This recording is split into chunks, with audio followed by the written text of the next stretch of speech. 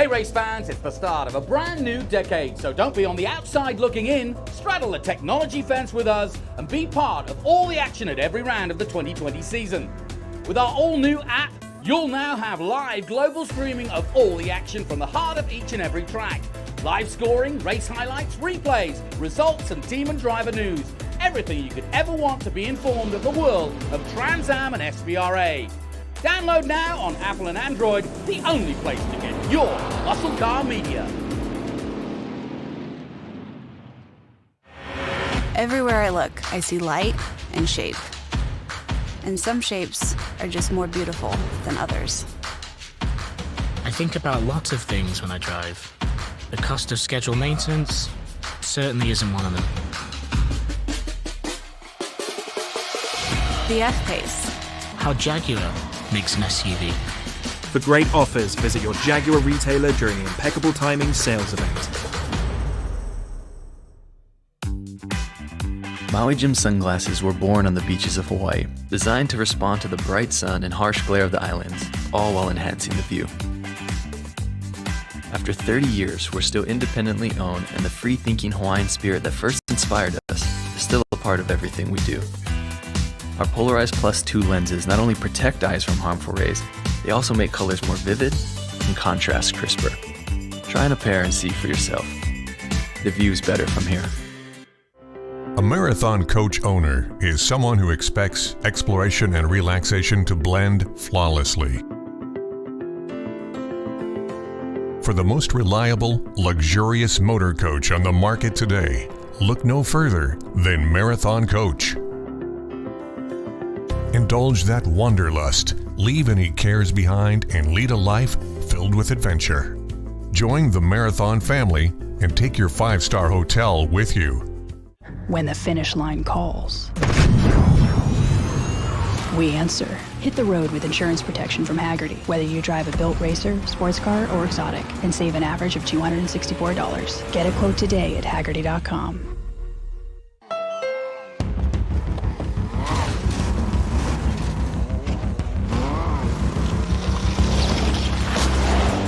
There's a challenging spirit within Honda. It gives us the courage to go faster and the thinking to make it real.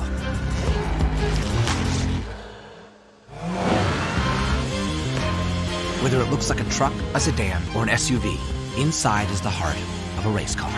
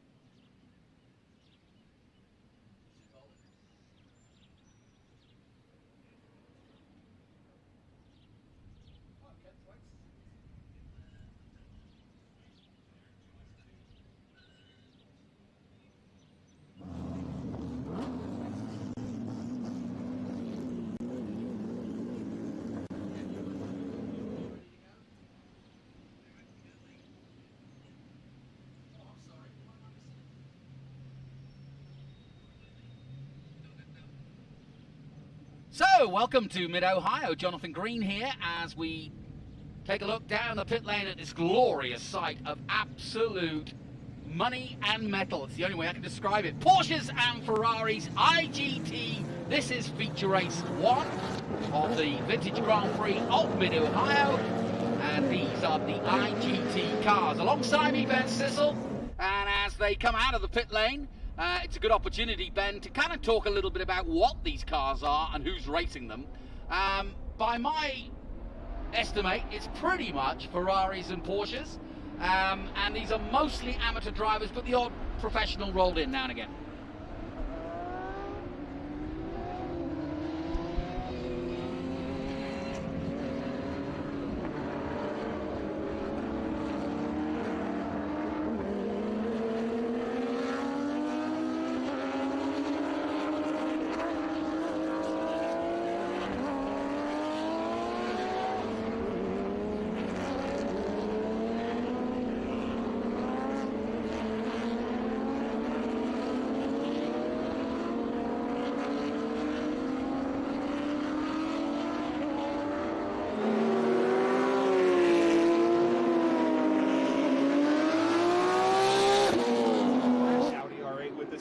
It's just a great mixed field of drivers that just love to race and have fun here at Mid-Ohio Sports Car Course. Now, you mentioned Eric Joyner. Is he not, am I right in saying, a Trans Am driver as well? I certainly saw him on the Trans Am Championship, by the way. Thank you for helping me with that. No problem. That was a lot of fun. Yeah, Eric's going to be racing. Ken Thwaites and Eric are both going to be racing this afternoon in Trans Am, and they are both super fast in our XGT class. I have to be honest, obviously not a racing driver myself, but looking at this Mid-Ohio circuit and looking at these cars, I would really love to get in a GT, Porsche or Ferrari and have a hoon round here, because I think that would be about as much fun as you could have with your trousers on. Yeah, and International GT, for some reason, they're huge in Florida and Mid-Ohio, and when we come to Mid-Ohio, we usually have fields of 30 and 35, and usually it is our best race of the year. Both feature races are happening today, right now, and then one at 5:30 as they come around, about to take the checkered flag into the carousel. Jonathan, I'm going to give you the call into the first part of the race, because this is about to be very exciting. Yeah, we're looking at the number 20, Fred Pordad and Andy Pilgrim at the start of this one. They come out of this very interesting kind of loop that finishes the lap here at Mid-Ohio. As you can see, a right, left, and then onto, there's our commentary position in the red roof just below, and away they go, and it is Fred Pordad who leads the way and has got a good start to this one. Nicely done as he leads the field, and that was a really, really nice start by Pordad as he takes the lead in the number 20 and heads down for the first time to the big hairpin, and a crucial corner coming up, because you've got to get round this long right-hander and then power it out and get down that back straight. And a good clean start though, and I think the rolling start definitely the way to go, as round the outside goes the 25 of Todd Sloan. Is taking the slingshot there, but good clean racing so far here in Mid-Ohio. These guys are just glad to be on track. A 13-lap race, and we are in lap 1 as we look from high above Mid-Ohio. You can see how much rain they've had up here just outside Cleveland and Columbus, Ohio. Very green indeed. And the track was also very green. That was one of the complaints, Ben, that everybody said, because no one has used it. I think there's been a NASA race here, and I don't mean rockets, but that's all that's been here. So it's been out of use for 6 months. Yeah, watching it yesterday, cars were sliding out everywhere where they're not used to sliding out. Mid-Ohio is always a slippery track, but then mix in that it hasn't been used in 4 months, nobody's put rubber down, and then now we're getting a little bit of a mist. It's going to be really slick. So watch for these Cup cars to really jump out front. Yeah, and our drone shot really giving you an idea of how quickly they're spreading out. But at the front, Pordad and Pilgrim, the two P's, are literally in a pod right now, because they come down towards the bridge, and you can see the gap between the Porsche and the Ferrari. Absolutely nothing between them. Last time out, 128.5, so we're up to speed, and they are on exact identical speed by just a tenth of a second. Andy Pilgrim doing a 128.6 to 128.5 by Pordad, so very close indeed, and it's not that far behind that Charlie Luck. Has he got the luck? Well, he's certainly got the attention of Tom Pank right now in 4th place, so we've got 2 distinct battles for 1st and 2nd, and for 3rd and 4th. Ken Thwaites in 5th, starting to drop back a little bit, but don't count out Ken Thwaites. He'll be there when he gets a chance, and of course he'll be racing later in the day. Not a huge crowd here. There wasn't a lot of time because we weren't sure, it was touch and go whether we would be allowed to have audience, but as you can see they're socially spreading, dotting around the circuit here at Mid-Ohio, and a very, very strong and robust audience of motor racing fans here. Mid-Ohio, one of the great tracks of the United States, and this is, in fact, for Trans Am anyway, their 31st year of coming here, and that is really impressive. So this has been a home for this kind of racing, SVRA, IGT, Trans Am, and of course on the bill today as well, the two single-seater series, FR Americas and F4 Americas. Yeah, I just want to point out that there's a Ferrari and Porsche up front, but the Ferrari is running in its own class against the other Ferraris, and the Porsches, there's 3 or 4 Mission Foods GT3 Cup trophies available for this, but we always have a great Porsche-Ferrari battle here at Mid-Ohio because the Ferrari's good in some spots of the track, the Porsches are good in others, and it's really fun as we see Tom Pank coming up against the number 45 of Charlie Luck. Tom is really good here, and then watch out for Todd Sloan. This is his home track. He's right there behind Ken Thwaites in that Audi R8. Yeah, it's interesting. I was talking to Ken yesterday. He's got 2 of these beautifully resplendent R8s with him. The other one is solidly black, and he races that XGT, and here we go for the lead! Brilliantly done! As Pilgrim takes the lead. Well, Pilgrim's progress was brilliant, quite literally. 53 goes into the lead, and now can Fred come back at him? It's a two-way race between these two, but that was an excellent classic overtake here at Mid-Ohio to take the lead. The Ferrari leads now, and he's just done his quickest lap at 26.048. 11 laps to go, and I don't think it's over though, because Portab will try to stay with him, and you can see when we look overhead the gap they've got to Luck in 3rd position, as you mentioned. Tom Pank right there in 4th place. Edward Baus has just moved up to 5th in the 52, ahead of Ken Thwaites. And yeah, I was about to say, Ken Thwaites was telling me yesterday, I said, you know, Thwaites is an English name. There's a beer named after Thwaites. And of course the Americans say Thwaites, which is fine. It doesn't matter, either way works. But it's a Welsh name, he tells me, so there you go. Thwaites, Tates, whatever you want. And I'm surprised to see Eric Joyner falling back. You talked about Ed Baus in his car. He is really fast here, but he considers this his home track and his Porsche.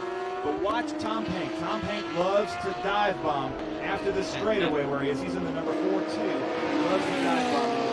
So watch him do that. And just again to reiterate the classes here, the Ferrari 458 Challenge car you're looking at the moment, leading the race from the Porsche GT3 Cup car. And then we've got Ken Thwaites in that Audi R8 LMS. So we've got 3 cars, mostly 458s and Porsches, and the odd Audi thrown in for good measure. And that is Thwaites' car. So really good to have a great start to the race. And a little further down, Lucas Pank also in this race. So we just mentioned Tom, but Lucas Pank also racing here. He's further down the grid, down in 16th position.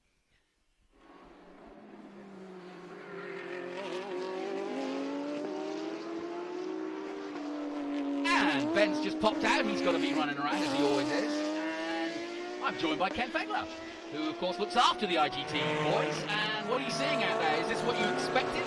Well, it's probably better than we expected. I have Good. to say, for post-COVID-19 racing, this is fantastic. We're very glad to be here as part of this program at SVRA Trans Am F4. I mean, fantastic. And we're really glad to be here.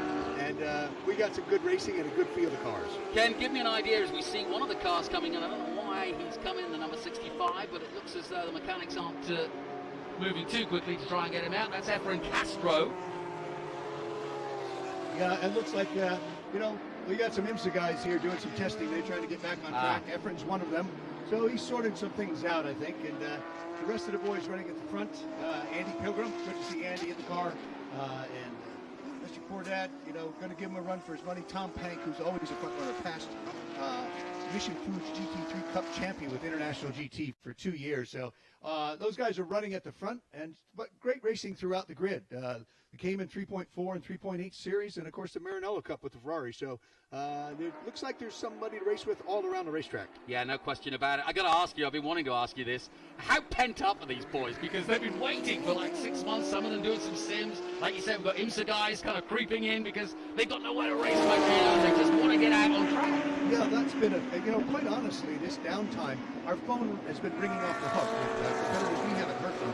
We have 10 new customers at this race. Wow. And last week at Road America, we had 4 new. So that's 14 new customers within 2 races. So I'd say there's pent-up demand. I have to hats off and thanks to Tony Perella and his team, because Tony was very proactive in putting his schedule back together. We still have a 9-race championship left and a lot of racing to go this year. So there will be no want for racing by the end of 2020.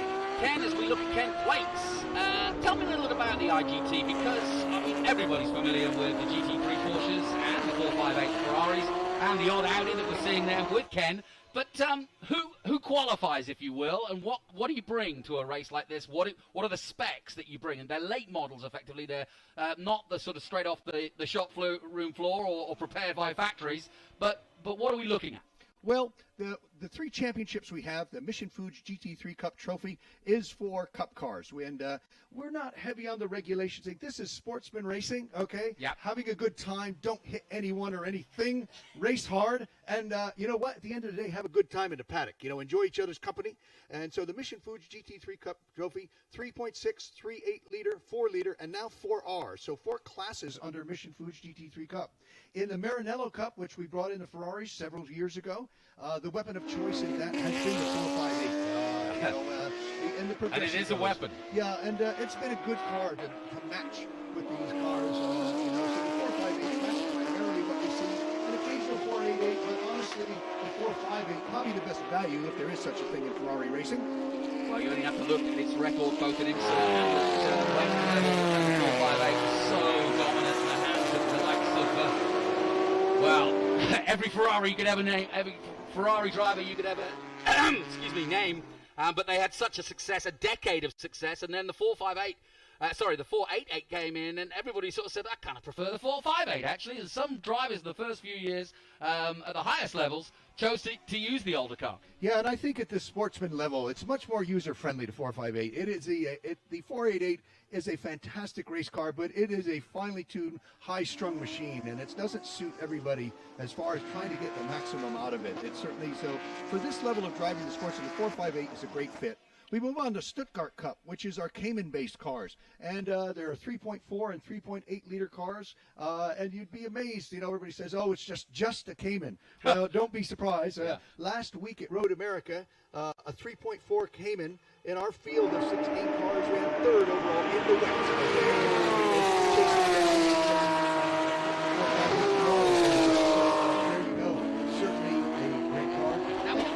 VW out yesterday. What's he all about? Well, that brings us to our final class, exhibition. We've got some room in here, and we're all about, let's say, really sportsman racing. We call ourselves sportsman racing on a professional level. Everything we do, we try and do professionally. Our interaction with our customers, which are the teams, the drivers, the team, we're all customers of ours. Presented on a professional platform. Exhibition class gives those that don't fit in, they can run for championship points, but you know what? It's still fun to see. We have a wide variety in exhibition. We have this Volkswagen, as you see, great little car. The Audi of Ken Schweitz, okay. Andy Pilgrim, he's running in a GT3 Ferrari, not a 458. Certainly he's going to give it a go. So, and a number of Porsches that are in exhibition class. So we either fit them under, we've had occasionally a McLaren, we've had Audis, we've had Lamborghinis. So there's something that will fit under the Stuttgart Cup or Maranello Cup umbrella. We welcome it in exhibition class. So what Porsches then wouldn't fit into, would be an exhibition car and not a championship car? Well, about the only difference really is that the Porsches you see here that are in exhibition, they're not meeting the requirements or specs of our series, okay? They're, let's say, are tweaked or tuned to other series, and we can't bring them into specification with weight, and they're just happy to run exhibitions. So, they're normal Cup cars that we would run in our regular Mission Foods GT3 Cup class, but they don't meet our regulations or specifications. Very good. There you go. Fred Pordat, currently second overall and first in GT4R. Pilgrim leading the way at the moment ahead of Fred Pordat. Charlie Luck still in third place ahead of Tom Pank. Tom Pank not being able to get past him as of yet. We had a rolling start, and Pank has been in fourth place but pushing. Eric Joyner now up to fifth place, and he's got ahead of Edward Baus. There's another overtake there, but that's one of the back markers that the leader, Andy Pilgrim, in the black, white and red 458 challenge car, and these wonderful overhead shots giving us a real sense of the length and breadth of Mid-Ohio and where it's placed by the river in the woods. It's a mystical place, this, and the crowd, you can never really tell how many people are here because the crowd are all dotted around under the trees.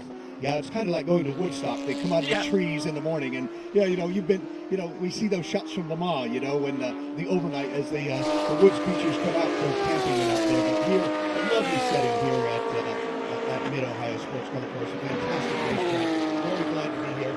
And what I'm seeing is Andy working his way around, passing back markers.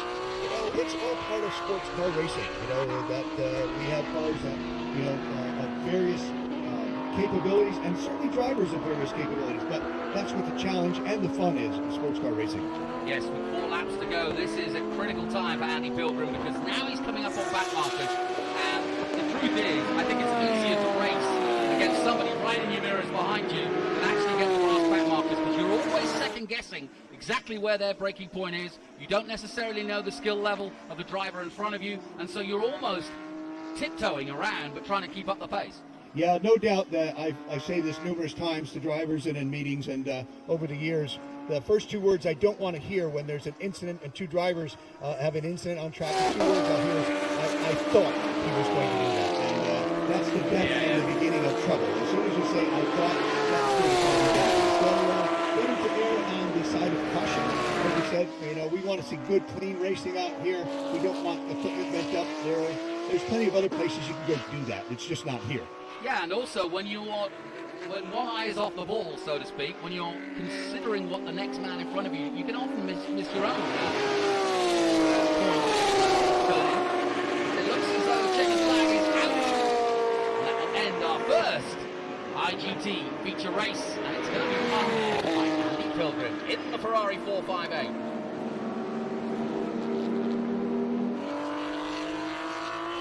Well, no surprise there. Andy's 1 for 1 with International GT. Good to see him here. And we're going to go over to the winner's circle. We have quite a bit of stuff to give away. We've got that first race really, in the books here at Mid-Ohio. We've got another sprint race this afternoon and a 90-minute enduro tomorrow morning. So we're really looking forward to a fantastic weekend. It's been threatening weather-wise, but it's been holding off, which has led to some great racing. Well, the only thing I can say, Ken, is congratulations, you've done it. You've got the boys back on track. That's what they wanted to do. It was a good, clean race. There was some good overtakes. Andy Pilgrim's take for the lead was sensational. A classic Mid-Ohio take, and we're off and running again in the real world. Well, thanks to you. Thanks to Tony Perella, SVRA, the Mid-Ohio staff, and corner workers for keeping everybody safe. I'd like to thank our marketing partners, Pirelli and Mission Foods, our sponsors, BRM, Interlinking Inn, Sunoco Race Fuels, all the people that have stayed with us and in the downtime. And we're back racing in a big way, and we're very happy to be here. Thank you, Ken. And, of course, IGT will be with SVRA throughout the season of 2020. Wherever we go racing, they should be with us. And I think we've got a good championship here, holding up nicely, because Andy Pilgrim and Fred Pordat put on a really good show there, the Paralympic. It could have been anybody's race, but Andy just made that decisive move in the Ferrari to take the first win. First blood, then, to the prancing horse.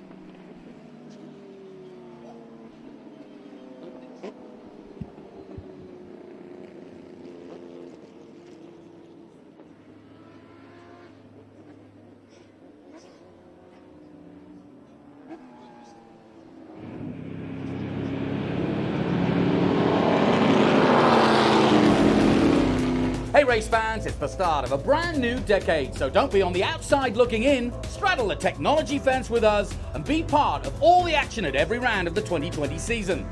With our all-new app, you'll now have live global streaming of all the action from the heart of each and every track.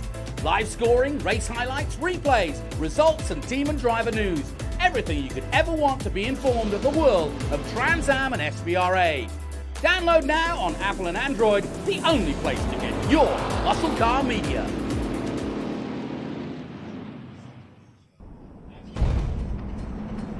Land Rover has reimagined an icon, and in doing so, has created an SUV for the 21st century. Challenged in the most demanding of terrains, not only did the new Defender survive, it thrived. We knew the only way to honor its heritage was to design a vehicle built for a new breed of explorers as we reinvent the future of adventuring together. This is what makes the new Defender capable of great things. Land Rover, above and beyond. One of the main reasons for poor vehicle performance is a dirty fuel system.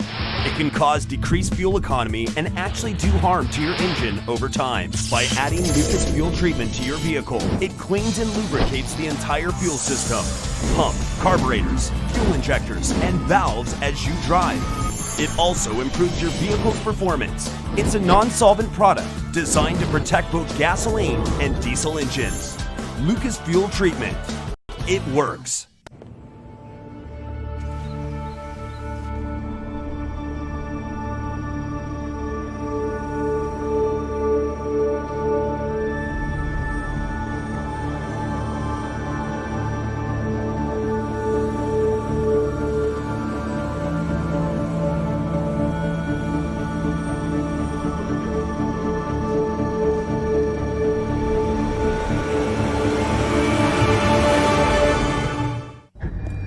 When the road calls, we answer. Hit the road with insurance that protects your classic for what it's actually worth and save an average of $264. Get a quote today at Haggerty.com.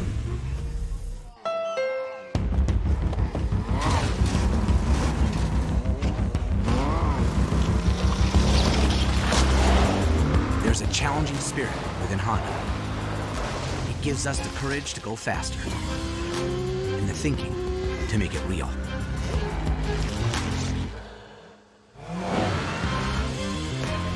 Whether it looks like a truck, a sedan, or an SUV, inside is the heart of a race car.